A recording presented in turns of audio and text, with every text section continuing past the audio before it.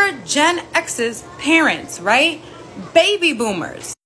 So, first of all, I want to start this off. Hi, I followed you. I just happened on your video by mistake, and I think it's great. Yes, Gen X, Millennials, and Gen Z should all get together and fix this world, because it's hella messed up, and a lot of it's due to boomer trauma, and I talk a lot about this. But here's the thing. So, what you're seeing in generalities is actually a lighthearted version of what Gen X went through. So, our parents, the boomers, and in some cases, Silent Gen, because Silent Gen parented a lot of, a lot of Gen X in my age group and older. So, basically, though, they were raised in a world where you think we got it bad, and there's no denying we did and you did.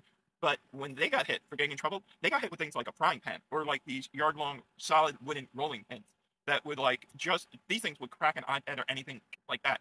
So that's how they were disciplined. So skip to us, when the boomers finally came of age and they went through this traditionalist world, and this is not often mentioned, and I try to isolate this a lot, they were also the children of the Great Depression. Like when you look at a lot of these kids in orphanages and that, they are the boomers. They, like the World War II, and most of the older silent gens were like teenagers, young adults. So in that world, they were all considered mature enough to take care of themselves. The kids that went into those orphanages during the Great Depression, my mother, my uncles included, were the boomers. They were the ones who were put in these positions when things were economically off the charts. They were the kids who were suffering, and so they took all that and all that trauma and passed that on. And part of that was once they finally got to be adults, they were very neglectful with their kids. Yeah, I think a lot of it had to do partly with the way they were raised, but I think it also partly had to do with this unfulfilled childhood. So, and this followed them through to adulthood, and you can see it in the culture that the boomers had during the 70s and 80s. There's a lot of gluttony, there's a lot of I want this or order that, and there's all this money flowing, even though there really isn't all this money. So when it came to us, yes, they neglected us, but they also were very much heavy on the ass whipping. They weren't as bad as their parents, I would say, I would think, but they were pretty bad still. I mean, for me, I've done a lot of things. Punishments were extreme, ride from dusk to dawn on an exercise bike without stopping, and just do it for hours and hours and hours.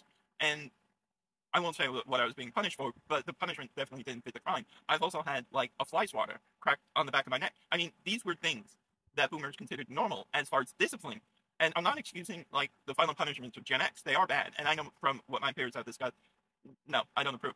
But if you look at the previous generation, what they actually did to us as far as punishments, in addition to neglecting us, yeah, it becomes apparent very soon that there was a lot of violence in our world that we hadn't taken. And this is an excuse for those in my generation who emulated. I think it's awful. I think it was awful from the boomers, and I think something watered down from the boomers being handed on to millennials is bad too.